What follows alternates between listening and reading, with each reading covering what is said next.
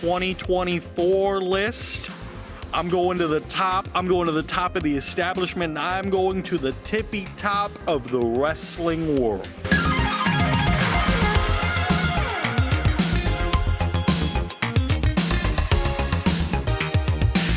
Hey guys, welcome back to another interview here on Tone In Entertainment. Today we're at the establishment, and I'm joined by Daniel Starling. How you doing, Daniel? It's been a while. I'm doing all right. Number 3 in the Florida 100. Three. Am I holding up 3? I had to look at my fingers real quick to make sure. I do it all the time. It's like, 4? No, that's 3. That's 3. I get hit in the head a lot. It happens. But we're here at the Establishment Wrestling. When you talk about professional wrestling, when professional wrestling is on the marquee like it is here at the Establishment, there is nobody that does it quite like Daniel Starling. Now, again, it's been 3 years now since our last interview. It was 2021, April. We're here in January 2024. I feel like a lot's gone on in your career over the past 3 years. What would you say maybe is some of the things that really stick out to you in the past 3 years that you've learned about yourself? The last few years, I took Jay Lethal to the absolute limit.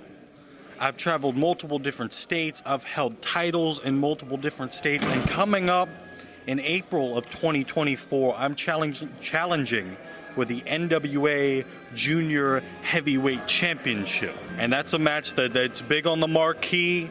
It's sitting right here. It's always sitting back here, and I'm going to do my damnedest to take that title home. Now, last night I was at the NWA show down in Fort Lauderdale, Florida. Hell of a show.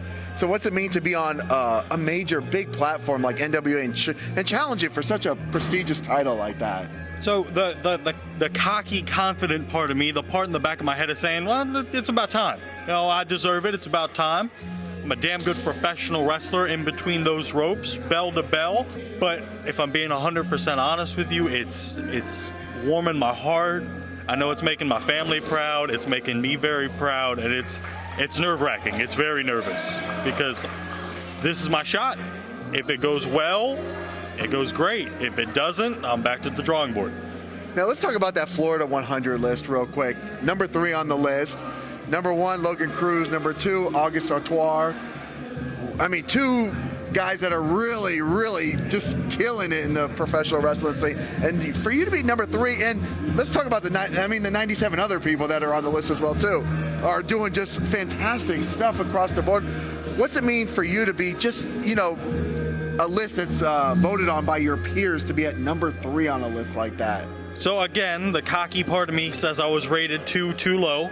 Okay. I think I should be, because if it's a list on professional wrestling, there's no one that does it better.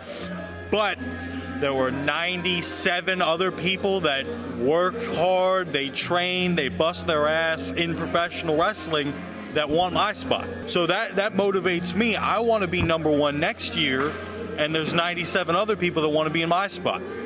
So it's constantly motivating. It makes me feel good that I'm thought so highly of, but man, if I'm number 3 this year, I got to step it up to be number 1. I love the motivation and the determination, and maybe NWA Junior Championship around your waist boosts you up to that number 1 spot in 2024. I mean, we're January. We're already thinking about number 1 for next year already. Number 1 next year. It's what are we? The 2nd or 3rd week of January? Yeah, 2nd weekend of January. And the bingo card of professional wrestling for this year alone has hit some marks that I didn't think I'd hit for another decade. I've got some things I can't necessarily talk about at this moment. Hopefully we can get another interview soon and we can talk about it. Absolutely. We won't wait 3 more years for another interview, yes. I hope not. But there's some things in the works that could bring me up, maybe off the list. Maybe I won't make it in the Florida 100 because I'm in the national, the PWIs, lists like that. But once again, not getting my hopes up. It's not 100% guaranteed, but there are some things in the works that could boost me up from number 3 in the Florida to maybe number 1 in the world. Now, I love hard work and determination. It's my favorite thing I see in just anybody, not even in the wrestling business. What keeps you motivated? What keeps you determined to keep on rising to the top? Oh, now you're going to make people cry. I need a tear or two in every interview, yes. Now you're pulling at the heartstrings. I'm from Virginia Beach, Virginia, and I'm living here I live in Spring Hill, Florida. And I want to go home so bad, but the wrestling's in Florida.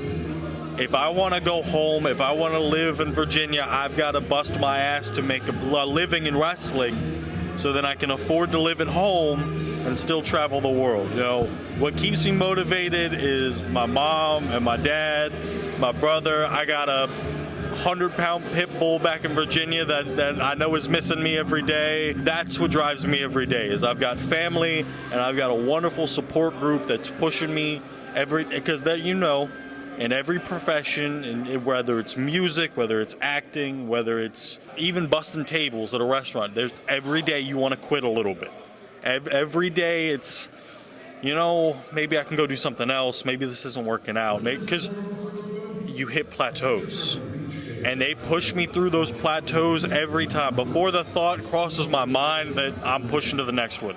Because I've got this amazing support system. I've got my family and my friends and my little pit bull, and they're pushing me through. We know the Florida wrestling scene is hot. It's fire down here. I mean, I've said I wish I could go to all the shows down here. Like, you physically can't go to how many fantastic shows there are each and every weekend.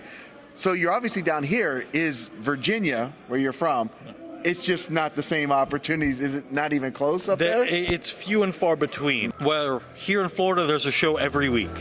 You know, you can throw a dart at a map of Florida and you're going to find a wrestling show within the next 2 weeks. In Virginia, it's very sparingly. And I mean, I can go to the Carolinas, you know, Tennessee, Kentucky, those kind of areas, and there's big wrestling there, but it's 10 hours, it's 12 hours, and I make those drives.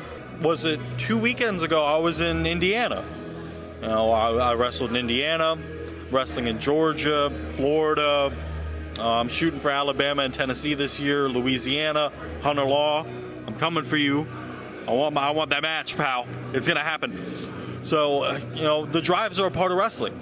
It's easier, and this might be a crutch, it's easier to live in Florida and wrestle around and make your way out than it is to live at home and have to always go out. You know, it's easier here on the wallet, on the travel, on the car, but it's not as fulfilling.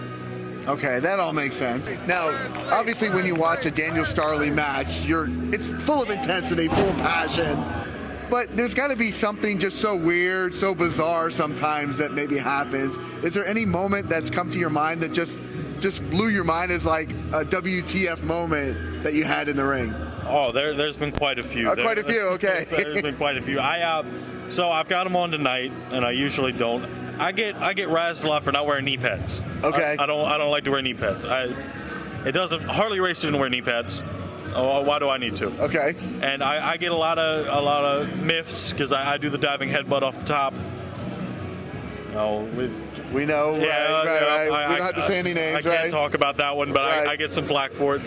But like tonight here at the establishment, I'm wrestling Captain Aranova. I'm a professional wrestler by trade. Regardless of what else I am, a son, a cousin, a nephew, first on the marquee, it says Daniel Starling, professional wrestler. And I'm wrestling a spaceman accompanied by an alien. If that's not a WTF, what are we doing here moment, I don't know what is. But that's stuff you can only get here at the establishment. That is very true.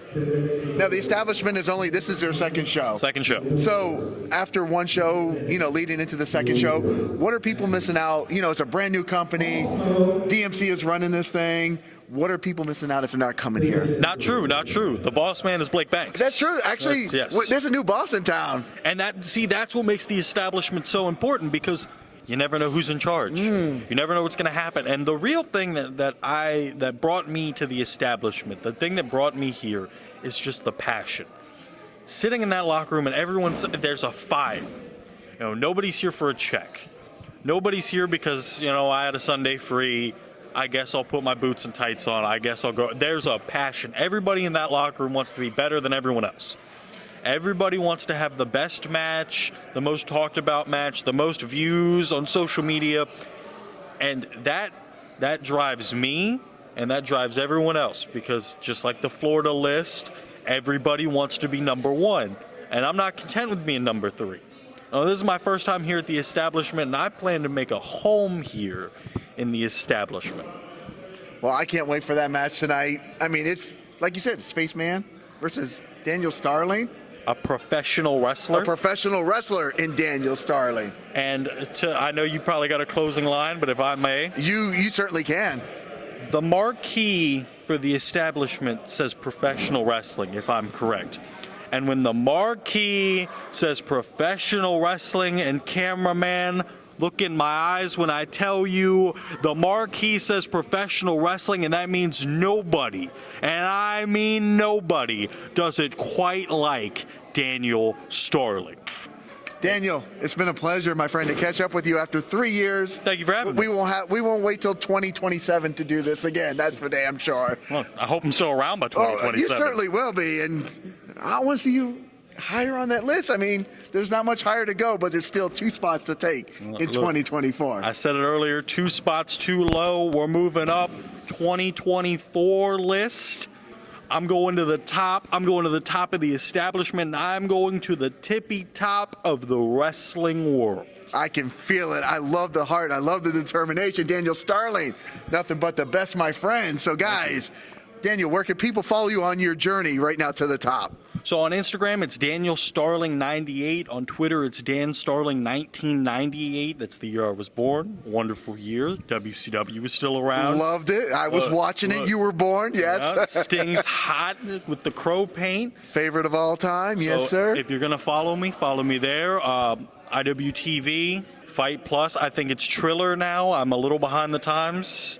You know, I focus on the wrestling. The social media gets me. That's your priority, right? My priorities in the wrestling. So if you want to find me, Twitter, Instagram, IWTV, Triller TV, anywhere that there's professional wrestling, there's a damn good chance you're going to see Daniel Starling. That's what I'm talking about. Man, I'm super stoked for tonight. I'm super stoked for the future for you, my friend. So, guys, if you like interviews like this with Daniel Starling, make sure you hit that red subscribe button to stay tuned in here to Tone In Entertainment for future videos. Subscribe to the channel. Do it. Go now. Do it now.